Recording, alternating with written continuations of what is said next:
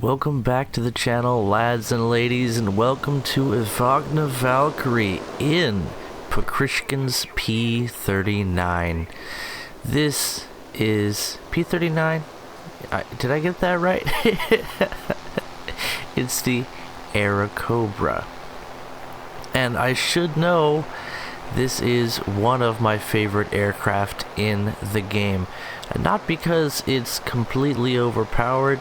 It is a very powerful aircraft, especially Pokrishkin's, and yet it really fits my playstyle quite well.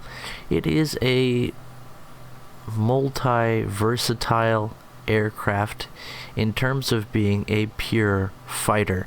It's not useful in a multi-role capacity, but as a fighter, you can do a bit of turning, you can do a bit of boom and zoom, and it has good top speed, giving it that versatility that you can really take advantage of in a fighter, especially in the Soviet team, where you have some good turners and some good low speed low altitude engine power, but the P39 is not terrible at higher altitudes. And we're talking like 3 to 4K here. And Pokrishkin's model, as you see demonstrated there, is especially good at rolling, and that gives it even more capabilities as the wing-mounted gun pods have been removed, leaving you with 250 cals in the engine cowling mounted above the engine, and, well, mounted higher in the nose of the aircraft, as of course the engine is actually centrally mounted behind the pilot in the P39, as you can see from the exhaust funnels. They're mounted amidships, as it were.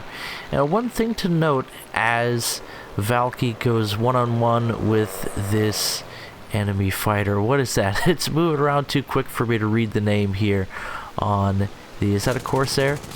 Excuse me. Yes, that looks like a Brit Corsair. A very capable aircraft, not at this altitude and not flying that way. That British player was playing that Corsair more like a Spitfire, and he paid the price. Of course, you want to boom and zoom, use those high speeds and good vertical energy retention of the Corsair in this game, and never, ever, ever fight the Soviets at less than 3K. You just don't have to do that in the Corsair. Anyway, he paid the price. A second enemy goes down in no time, giving Valky his second kill. And I just gotta say, there's a lot to say about Pokrishkin's P39. It's a rare aircraft in War Thunder. It goes up for sale around Pokrishkin's birthday every year, as far as I know, and if you're looking for a delightful rank 3 premium aircraft, this is a bog standard P39, except that, as I mentioned, it has those wing gun pods removed, making it a unique aircraft in this game. I wish that you had the option to remove those wing gun pods and get the fantastic performance out of the aircraft that you experience in Pokrishkin's model. Valky now, having taken just a tiny amount of damage to probably the transmission, the gearbox of the aircraft, giving him an oil leak that's going to stick with him for the rest of the battle. And the P39 is somewhat tanky because, again, the engine's mounted in the rear, and it can sustain a decent amount of damage in terms of an inline engine, which just doesn't have that durability that a lot of the radials have in the game. Add to that the damage model of the wings and tail of the P39 is not all that tough. It is more of a lightweight aircraft, and that comes through in its performance and energy retention but it also means that it's just not going to be able to take a lot of hits to the flight control surfaces. So you need to play this aircraft. You just don't want to get shot, let's put it that way. This is not a P-47. And Valky, completely ignoring my advice, bops onto the tail of an enemy fighter with 3 behind him. And now he has enough energy because of the Aerocobra's fantastic acceleration to pull that beautiful vertical maneuver, nice and smooth as you do, using the flaps. Looks like he popped landing flaps at the top of that climb. Now he's using combat flaps and some quick rolls to throw off the enemy fire, pulling into his scissors. It looks like he's going to turn inside that F4U already, popping those landing flaps for some incredible low speed turn rate, as you can do with the fantastic power to weight ratio of the P39, Pokrishkin's model being just a little bit better than other models of aircraft. And again, you're trading firepower for maneuverability, which is a decent trade, but that's something you definitely feel, especially as a newer player in War Thunder. Losing those wing gun pods really does reduce your ability to take down targets efficiently, and yet you still have as much ammunition as you're used to having in the places you're used to having them when compared with other Soviet fighters at that battle rating range. So the P39, Pokrishkin's P39, a complete delight to fly. A Wagner Valkyrie showing us how it's done in this beautiful example as I speed up the playback here of an aggressive low altitude use of the P39.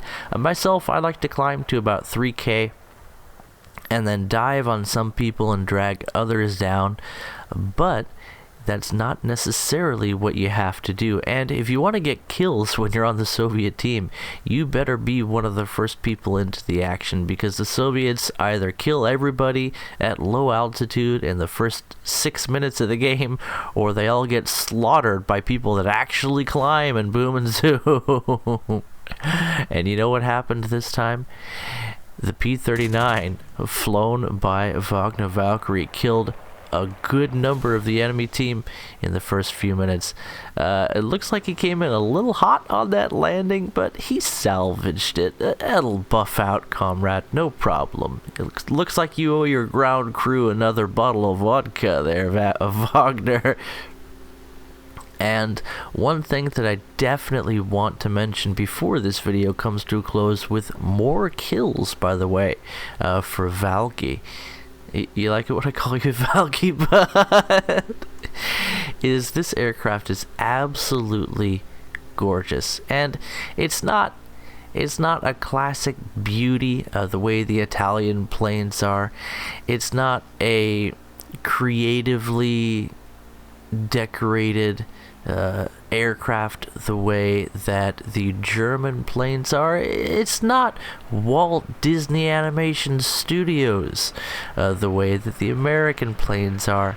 Yet the absolutely gorgeous lines of the P-39, I think it's one of the most beautiful aircraft in the game. Lots of cockpit visibility, by the way, for you sim pilots, is decorated nicely with a variety of camouflages that you have access to as you get kills or pay golden eagles to unlock them early in Pokrishkin's P-39. So this is another aircraft. I think it has around 6 in-game camouflages available, all of them distinct with some pilot's markings and just really neat stuff. Some art, different colors for the nose.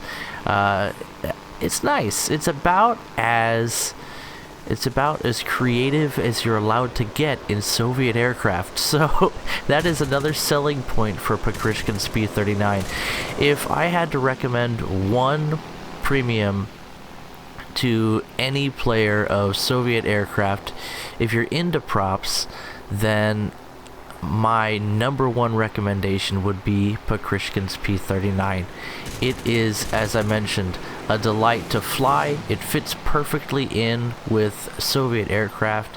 Valky now took some serious damage in that head-on, and he is falling out of the sky with an enemy on his tail. He's about to pick up his 7th kill as the guy he went head-on with goes down, and yet Wagner Valkyrie going to Valhalla, one lost horsepower at a time, as he gets DACA'd, low speed, low energy, engine dying, and we fall out of the sky. And yet the pilot, a beautiful Soviet red, as is appropriate for a hero of the Soviet Union, is still alive and kicking. Pop the cork off that bottle of vodka, now's the time. And I'm sure, with a quick, perhaps limping walk back to the battlefield, you'll be able to decorate another aircraft with that beautiful lily nightshade and get back into the battle for some more action. Ladies and gentlemen of Wagner Valkyrie, another replay. Definitely feel free to send those in.